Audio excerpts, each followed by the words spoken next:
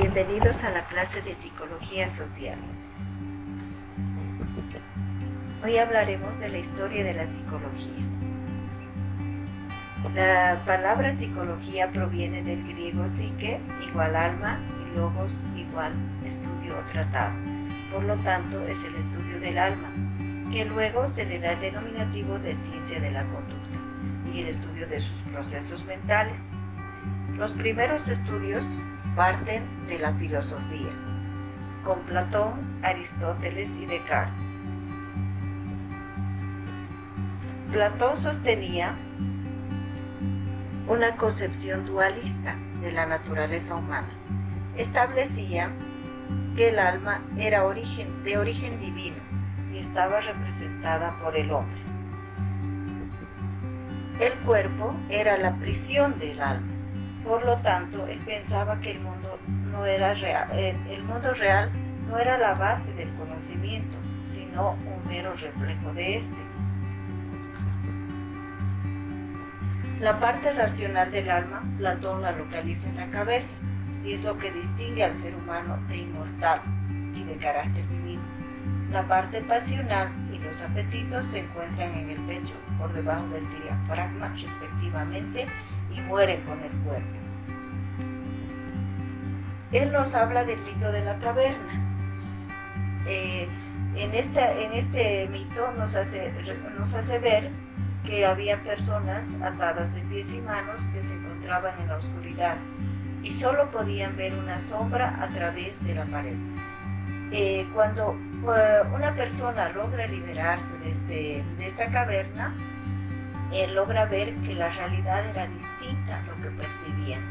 Entonces vemos que ese aporte de Platón es bastante productivo para nuestra misma conciencia, nuestra misma vida, que ahora podemos ver más allá de lo que tenemos al interior de nuestro cuerpo.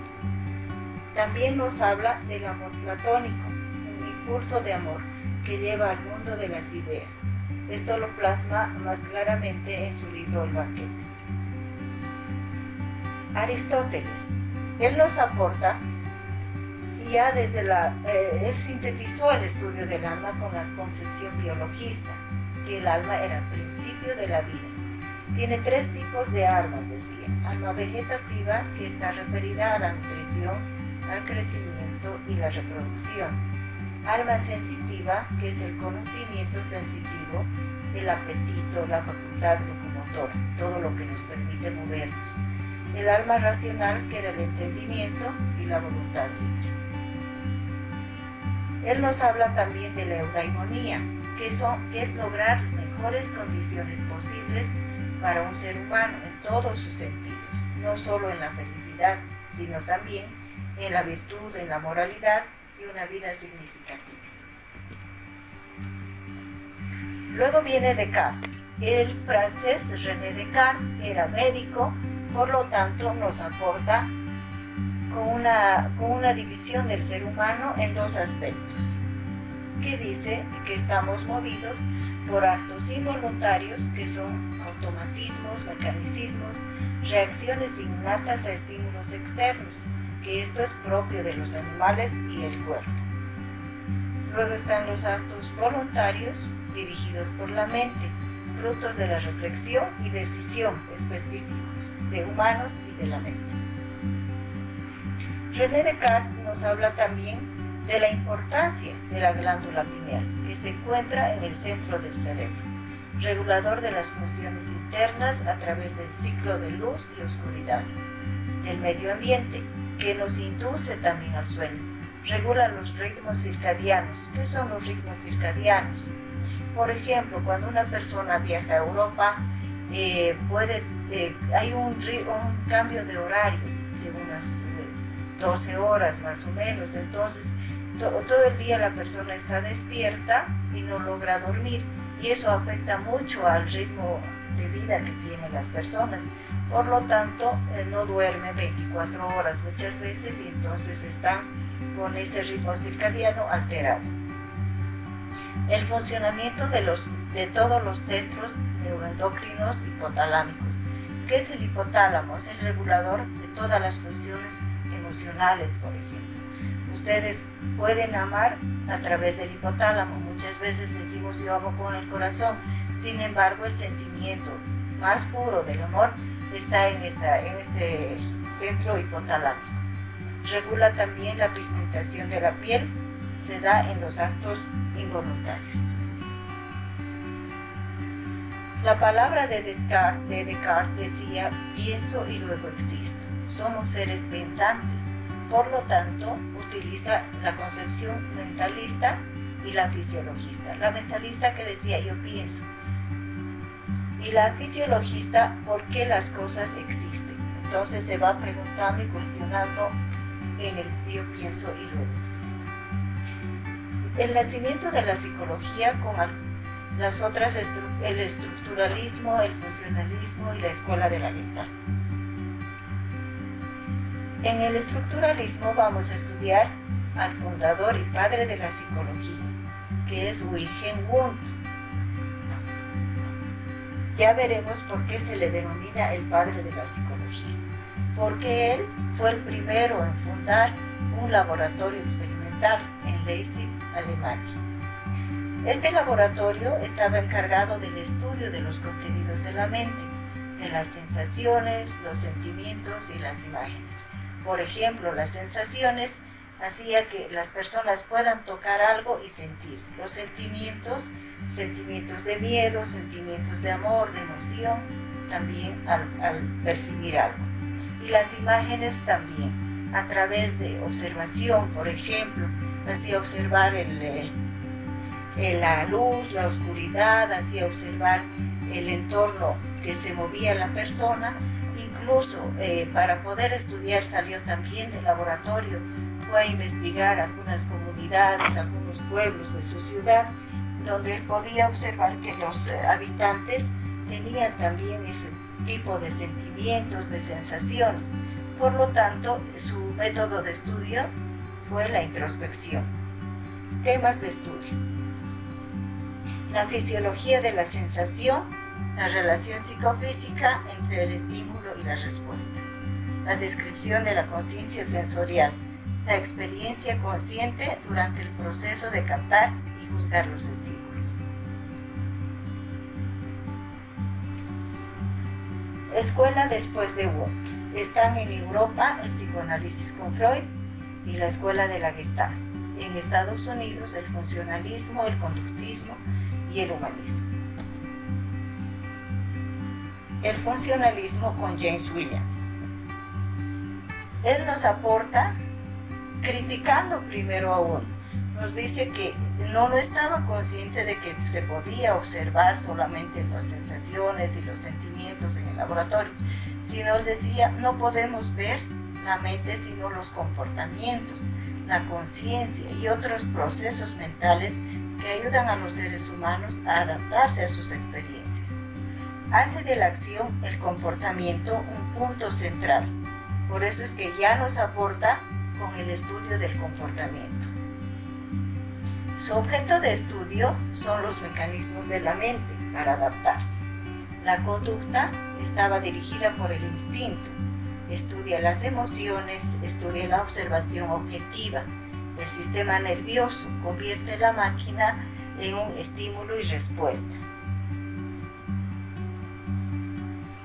Luego está la escuela de la Gestalt. Él también rechaza a Wundt. Entonces es la insuficiencia de elementos del estudio de la percepción, dice. Las propiedades son del todo más fuertes y prioritarias de sus partes. El comportamiento no está destinado por sus elementos individuales. Él estudia el todo, no estudia solamente las partes de lo que podemos tratar a la persona o ver, sino donde los procesos se encuentran determinados por la naturaleza intrínseca del todo. Por ejemplo, podemos hablar de la música. La música la escuchamos como un todo, no escuchamos el piano por una parte, la guitarra por otra parte, sino que es todo un conjunto. Entonces, es de esa manera como se percibe esta teoría. Las teorías clásicas vienen a ser el psicoanálisis, el conductismo, la psicología humanista y la cognitiva. El psicoanálisis. Muchos de ustedes han debido escuchar hablar cuando hablan de psicología, se remontan directamente a Sigmund Freud. Él es el máximo representante de la psicología. ¿Por qué? Porque él fue el primero en estudiar y hacer la terapia. Por lo tanto, se le denomina también padre de la psicología. Freud estudió las neuropatías, la histeria, la neurosis y afirmó el origen psicológico. Afirma la existencia de una dimensión irracional en el hombre, el inconsciente. Él trataba de estudiar a las personas en forma inconsciente. Constituía que los procesos fundamentales del psiquismo, determinados por los instintos, afloraban en el consciente de forma disfrazada. Por ejemplo, los lapsus linguis, los actos fallidos y los sueños. ¿Qué significa esto? Cuando nosotros decimos algo, por ejemplo, en los actos fallidos, tratamos de decir a una persona, ay, lo siento, me equivoqué. Era algo que para Freud era el inconsciente que afloraba y que era lo que querías decir en realidad. Los sueños también, él decía, cuéntenme los sueños para poder ver qué sucedía con esa persona. Este tipo de terapia se ha utilizado muchísimo durante muchos años, por lo tanto, él tenía pacientes, su primera paciente fue Ana, a la que le trató de la histeria. Entonces él hacía que Ana duerma, Ana pueda contarle los sueños, y de esa manera él decía, bueno, te pasa esto, y la terapia psicoanalítica duraba muchos años. Por lo tanto, ahora se ha descartado un poco ese tipo de terapia. Y además trataba mentalmente a las personas. Se podía explicar la personalidad y las enfermedades que tenían las personas. El inconsciente. Hay una parte de nosotros que nos hace hacer las cosas. Por ejemplo, cuando hablamos de los celos, cuando creemos que alguien nos roba el objeto de nuestra posesión, decíamos que era algo que nos robaban. Por ejemplo, ahí está la obra de Edipo Rey, que es de Sófocles. Y esa obra me gustaría que de alguna manera ustedes la puedan leer y comentar sobre esto ya cuando estemos en clases. Luego viene el conductismo. John Watson. Watson rechaza también la introspección de Wundt. Él hace que el estudio de la psicología sea la conducta, no con el mentalismo, sino simplemente poder ver, describir, predecir y controlar de alguna manera los elementos de la conducta, el estímulo y la respuesta. Observación cuantificable. Sus leyes se rigen del comportamiento y de cualquier especie. El hombre es la suma de los condicionamientos habidos. Se niega la existencia de caracteres innatos. Hace varios experimentos. Por ejemplo, aquí vemos una ratita, y también el experimento más importante de Watson es cuando hizo ya con una persona, con un humano, a un niño de 8 meses, agarra y le muestra una rata, donde el niño veía la rata y jugaba con la rata, pero luego él asoció un golpe, un ruido, para que el niño se asuste al ver a la rata. Entonces, de esa manera, el estímulo era el susto y la respuesta, lógicamente, la aversión a la rata, ¿no? Luego fue utilizando la terapia de desensibilización cuando empezó a volverle a hacer gustar al niño a la rata, porque ya empezó mostrándole peluches, de alguna manera para que vuelva a tener ese gusto. Luego está Skinner, el condicionamiento operante o radical que se denomina. Toda conducta está siempre determinada por el reforzamiento, decía Skinner. Desarrolló el condicionamiento operante. Una respuesta se repite sin haber tenido éxito, dice, es el refuerzo. Skinner trabajaba mucho con las cajas. En la caja tenía una paloma también, y también trabajó mucho con ratas. Entonces hacía que la palanca pueda moverla la paloma, de esa manera salía su alimento, y entonces era un refuerzo exitoso para él. Luego vemos la psicología humanista con Abraham Maslow.